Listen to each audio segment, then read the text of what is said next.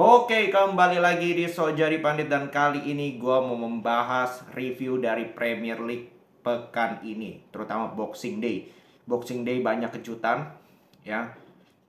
Dan seperti biasa, kita mulai dulu dari Chelsea.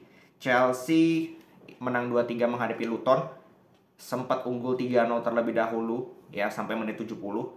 Barulah di menit 15-20 menit terakhir itu benar-benar kalau gue bilang Chelsea digempur habis-habisan oleh Luton.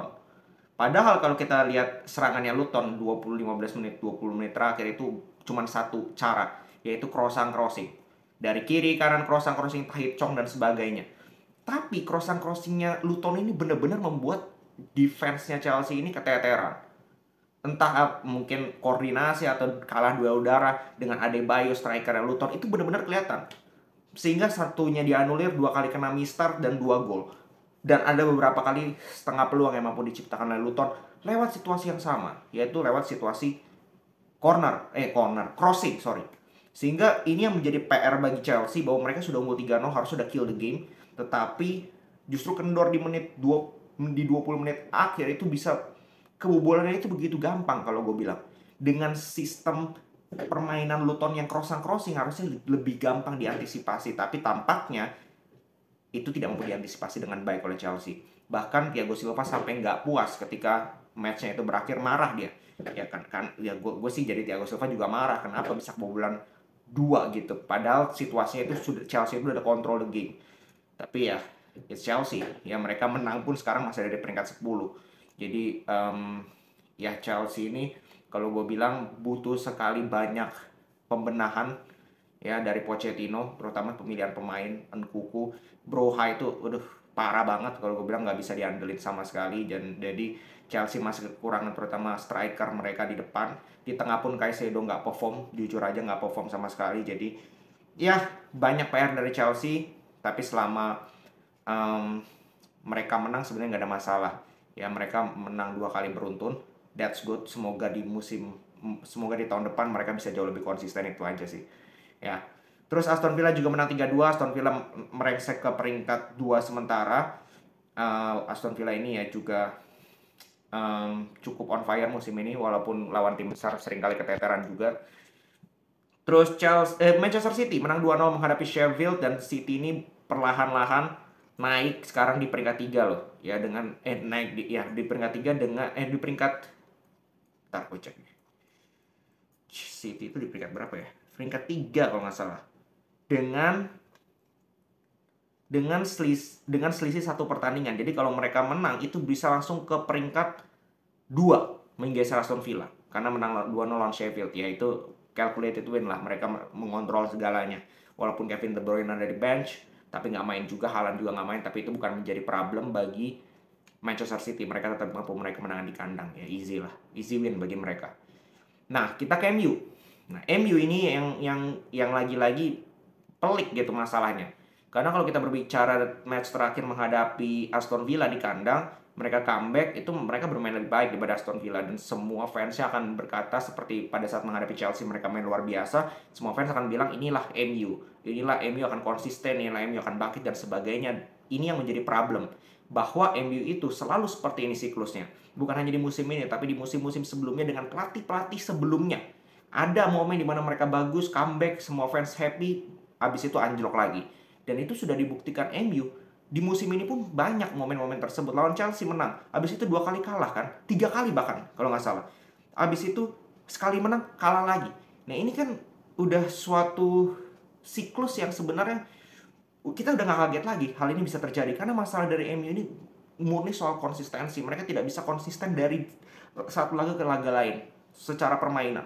Kalau berbicara fighting spirit, semua pemain sudah kerja keras kemarin menghadapi Nottingham Forest, tapi still mereka kalah. Entah apapun yang terjadi, finishingnya berantakan. Babak pertama is a boring match, dua-duanya nggak bisa ngapa-ngapain. Nottingham lebih banyak peluang, tapi peluangnya juga nggak matang. MU bener-bener nggak ngapa-ngapain. Ya, bener-bener boring match lah. Babak pertama itu kualitas jelek sekali. Tapi di babak kedua mereka lebih terbuka, mereka lebih mendapatkan banyak peluang. MU sempat kena tiang Dalot, lalu ada Eriksen sebelum golnya keduanya Forest itu kan Eriksen shooting dulu di save dengan baik oleh Turner, terus dapat gol juga MU walaupun itu gol yang giveaway dari Turner.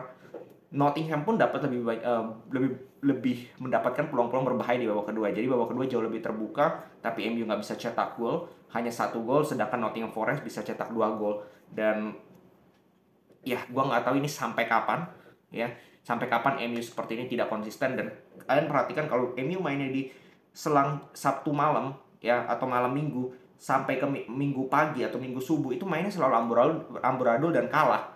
Ini nggak tahu apa cocokologi atau gimana, tapi itulah faktanya bahwa MU setiap kali main di Sabtu malam sampai Minggu subuh itu mayoritas kalah dan amburadul. Oke? Nah, terus kita ke Arsenal. Nah, ini lucu juga nih, barusan selesai. Arsenal ini punya peluang untuk naik ke pemuncak klasemen. Kemarin abis kalah lawan West Ham udah turun ke peringkat 4. Tadi punya peluang kalau mereka menang lawan Fulham, mereka akan naik ke peringkat 1 sementara. Tapi yang terjadi adalah mereka kalah lagi lawan Fulham. 2 pertandingan beruntun mereka kalah. 1 di kandang, 1 di tandang. Nah, Arteta itu merotasi pemainnya dengan memainkan Nketiah sejak awal, Kiwior sejak awal. Ya, padahal ada Tomiyasu, padahal ada Gabriel Jesus. Tapi Gabriel Jesus juga di pertandingan sebelumnya jelek ya. Jadi mungkin dirotasi, tapi Nketiah nggak kalah jelek ya, itu yang menjadi problem. Ya, striker Arsenal itu jelek. Dan terlihat Arsenal ini terlalu tergantung terhadap performa dari Odegaard, Saka dalam urusan mampu menciptakan gol. Mungkin Martinelli sesekali. Ketika mereka berdua ini tidak bisa menciptakan magic, terutama di kombinasi di sebelah kanan, maka Arsenal kesulitan. Kalau lihat di kiri, Havertz, Martinelli, dan Kiwior itu berbeda sekali dengan kombinasi di kanan, jujur aja. Tampak yang di kiri ini belum paham gitu satu sama lain, chemistry-nya belum terjalin, dan Kiwior itu sangat lambat. Gol pertamanya Fulham itu telat Kiwior. Telat dalam menutup loh. Ya, sedangkan gol kedua giveaway. Karena ya jatuh dari langit lah, kena rebound gini-gini, mantul, tiba-tiba ada pemain Fulham itu. Namanya siapa? Namanya adalah Ray. Ya. Tapi Fulham juga nggak main bagus kalau gue bilang. Arsenal itu permasalahannya di finishing. Mereka berapa kali mendapatkan peluang, Odegaard, ya kan, Martinelli melebar, Saka tendangannya nembak burung padahal depan gawang. Kalau mereka bisa lebih efektif, sebenarnya mereka mampu aja meraih kemenangan. Tetapi yang menjadi problem ya finishingnya itu, ya, yang tidak ada pada Arsenal, tidak dimiliki oleh striker Arsenal, mau Gabriel Jesus, mau Nketiah. Maka dari itu kan mereka sering cetak gol dari second line. Havertz, Odegaard maupun Saka itu yang mereka sering andalkan. Mungkin Martinelli. Nah, strikernya ini belum ada jaminan mereka. Ya, kalau kita lihat top skornya Arsenal nih ya, kita buka ya. Top skor Arsenal itu adalah Bukayo Saka dengan 6 gol. 6 gol doang loh. Sedangkan Nketiah di peringkat 2 dengan 5 gol, Kai Havertz 4 gol, Odegaard 2 gol, 4 gol. Terus Declan Rice 3 gol, Gabriel Jesus 3 gol. Striker mereka itu 5 gol dan 3 gol. Gabriel Jesus juga jelek kalau gue bilang secara finishing. Hanya 3 gol musim ini. Eddie Nketiah cuma 5 gol. Jadi masalah Arsenal kalau gue bilang itu bener-bener di lini depan. Terutama di finisher, terutama di striker. Nggak bisa lo ngandelin Saka. Saka berapa pertandingan terakhir nggak kelihatan, jelek. Tapi lo apakah mau salahin Saka sendiri? Emang yang main dia doang. Kan itu yang menjadi problem. Dan ini yang harus dicari solusi oleh Arteta. Mungkin dengan mendatangkan striker. Tapi di Januari juga nggak bakal striker top yang didatangkan Arsenal. Jadi gambling juga untuk Arteta.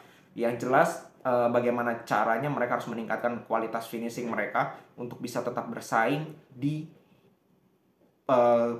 perburuan juara. Kalau enggak mereka ya lama-lama akan tergerus. Ya lama-lama ujung-ujungnya Liverpool dan City lagi, ya bisa aja seperti itu. Ya. Terus di laga lain Tottenham Hotspur juga menang 3-1 menghadapi Bournemouth ya di kandang, dan sekarang Tottenham ini udah di peringkat 5, beda 1 poin doang dengan Arsenal. Jadi Spurs ini ketika pemain-pemainnya sebenarnya balik ya. Kemarin kalah lawan Brighton, oke, tapi sebelumnya juga mereka menang 3 kali beruntun. Habis ini habis kalah kemarin menang lagi sekarang. Jadi sebenarnya Spurs ini ya not bad lah kalau gue bilang. Ya not bad dengan permainan mereka yang jauh lebih fresh football yang ditunjukkan oleh ANG. Mereka menunjukkan yang seharusnya dengan cedera-cederanya pemain penting loh. Memang Spurs ini mungkin cederanya nggak sebanyak MU, tapi cederanya itu pemain-pemain kayak Maddison, Van de Ven, Romero cedera lagi. Ini kan penggantinya kalau lo lihat ya, backnya itu Ben Davies sama Emerson Royal, itu kan menyedihkan. Sangat amat menyedihkan. Ini 2 pemain yang dibuang kemana-mana dan bukan posisi asli mereka. Jadi apa yang mereka sudah hasilkan, kalau mereka menang, mereka konsisten dengan kapasitas pemain seperti ini menurut gue sudah suatu prestasi. Dan gue sih nggak kaget kalau Tottenham Hotspur ini bisa nembus 4 besar, jujur aja.